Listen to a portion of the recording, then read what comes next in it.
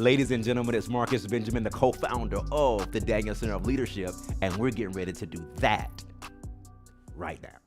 Hey guys, welcome to another episode of Mastering Monday, where we make Mondays meaningful. My name is Monique Williams. I am the partnership coordinator for the Daniel Center of Leadership, and we would love to welcome you here this morning. Listen, I know it looks a little different. I know y'all are probably looking for Alan, but I'm taking over today, okay? These conversations have been too good for me not to come in and say something, okay? So right now where you are, go ahead and drop your city and state, drop it in the chat. Let us know where you're tuning in from. I know these mornings or these Monday mornings have been blessing you. They have been blessing me. And I just want to jump in on some of the conversation, okay? So let's talk about faith and works today. Ooh. Whenever you think about faith and works, what comes to your mind? Seriously. Because you think about it, we go to work every day. We have to go to work every day. God gave us that job to make sure that we're able to supply our children, our needs, or whatever the case is. But how do we combine the faith to it? How have you been combining faith to your work? Or do you simply just go to work and say, you know what? I cut off everything that I do on Sunday, which is Sunday morning worship, going to hear the word, whatever that is, however that looks to you, even if it's on Saturday. But a lot of times we cut that off and then we say, okay, Monday, new day, we're going to go to work and we're cutting Christianity off or whatever that looks like to you. Is that what you do normally? Because I'll be honest with you. 10 years ago, I was doing the same thing. Honestly, probably about 6 years ago, I was doing the same thing. However, what I realized is I had to combine my faith and works together. And once I start doing that, I start seeing the fruits of my labor. It wasn't just me, oh man, I got to get up, go to work. I'm feeling some type of way, clocking in. I got an attitude with people. Now it's like I wake up and I'm ready to go clock in because I know that my work that I'm doing is worth more than just me. I'm doing something for a greater purpose. So let me get into the scripture real quick. Colossians 3:23 through 25. This is the New International Version, okay? Whatever you do, work at it with all your heart, as working for the Lord, not for human masters. Did y'all hear that? Work at it for the Lord, not for human masters. So wait, let me just talk about that real quick.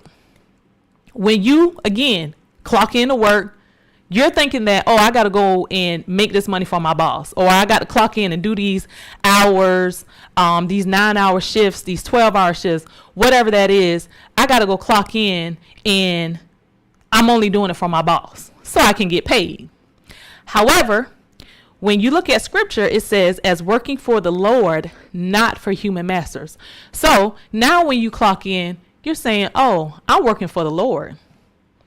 I'm not clocking in for my boss. Yes, I'm clocking. Of course, I got to get paid. I want to get paid for what I'm doing, but you have a greater purpose of why I'm clocking in. I'm clocking in to make somebody's life better. I'm clocking in, and again, whatever that looks like to you, I'm clocking in because I'm making a difference to somebody's life, okay? So, verse 24, since you know that you will receive an inheritance from the Lord as a reward, it is the Lord Christ you are serving. Once again, we're not serving human masters. Verse 25. Anyone who does wrong will be repaid for their wrongs, and there is no favoritism. Do y'all understand what that means? Anyone who does wrong will be repaid for their wrongs. So what does that tell you? I don't go clock in and say, I got an attitude with my boss or have an attitude with my boss because they made me do something I didn't want to do or whatever that looks like. No, that's saying I'm going to let the Lord deal with them. If they're doing wrong, let God deal with them. That's not your job to do. Your job is to show up and show up willing to work and serve the Lord, not people. So, quick story. I remember working as a nurse.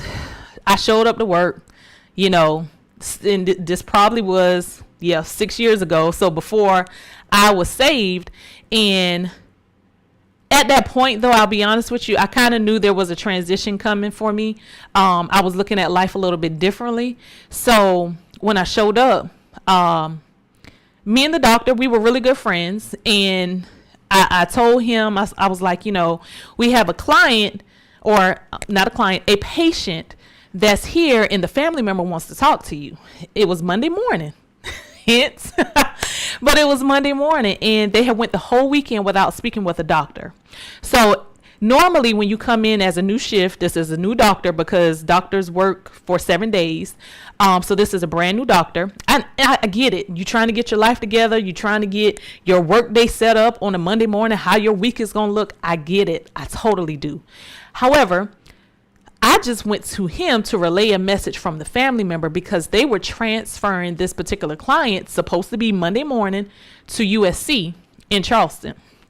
So they wanted to speak with the doctor before any of that happened. I went to this doctor.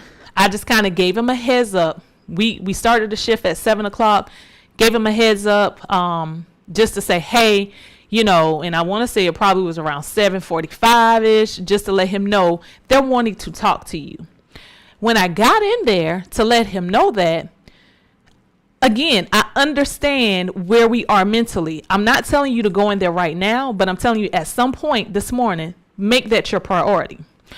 Let him know, hey, this client, the patient, the family wants to talk to you. They're concerned. They have some concerns that happened over the weekend, but we're supposed to be transferring to USC this morning. When I tell you, this man looked at me and literally cussed me. And I laughed because I thought he was playing, to be honest with you. But he looked at me and he cussed me slam out. Okay?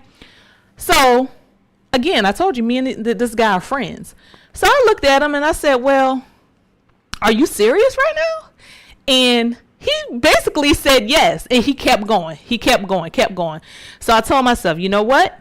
Again, let me remove myself. And I had to come in to myself and just say, you know what, Monique? I had to talk to myself in that moment. I'm being honest. Sometimes you got to do that because people will try you. So I brought it down to myself and I said, you know what? He just cussed me out. Whatever the case is, I don't know what his issue is, but I'm going to remove myself and I'm going to realize that I'm not here for him.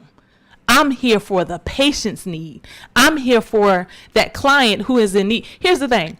I'm not laying in that hospital bed. He's not laying in that hospital bed. Okay? We are there for a greater purpose, to help whoever is there who is in need of help. So when I look back at it, I felt like I did the right thing, of course. Just kind of walking away, talking to myself. But I had to bring it back to myself like, listen, I'm not working for you. I'm working to serve the Lord. So that's what I'm here for. So at the end of the day, I'm going to let you have your attitude, but I'm going to go back in this patient's room and I'm going to have a conversation with them and just let them know, hey, he'll be coming at some point. Let's just move from that, or whatever the case is, and continue to take care of my patient. So I say all that to say, once again, we're not working for people. Understand that. We are working for the Lord. And I knew that God, of course, was in me in that moment. Just because if I had acted out and, went back and forth with him and cussed him or any of that, what would that do for my patient? Not a thing. And that's the person who was in need. So guys, I just want to say it was so amazing being in the building today. I hope that this blessed you today. I know we don't try to, keep you too long. We know it's Monday morning. But remember, guys, if you have not subscribed to this channel yet, go ahead and hit that subscribe button so you can get these messages every Monday morning at 8:30. We'll be here. See you guys soon. Ladies and gentlemen, what's going on? No matter where you are across the world, we are excited to have the opportunity to engage with you at the Daniel Center of Leadership. We host all of our streaming events all over the world, right here from the streaming suites in Rock Hill, South Carolina, owned by the Benjamin Agency. So listen, we want you to follow us on every social channel that you can find us. Yes, on Instagram, on LinkedIn, and even our Facebook group. You can engage with Alan, Monique, myself, and Omika, and our extended team of board members and volunteers who help us spread this message of leadership and personal growth from a faith-based perspective all over the world. And we are privileged that you're a part of our digital and virtual family. And so when we have our live events, come on, I want you to jump on a plane, train, or automobile and get to Charlotte, North Carolina, and come hang out with us at the Daniel Center as we network at an uncommon level, but receive insight at a much greater level for the glory of God. Look forward to hanging out with you as we master our Mondays.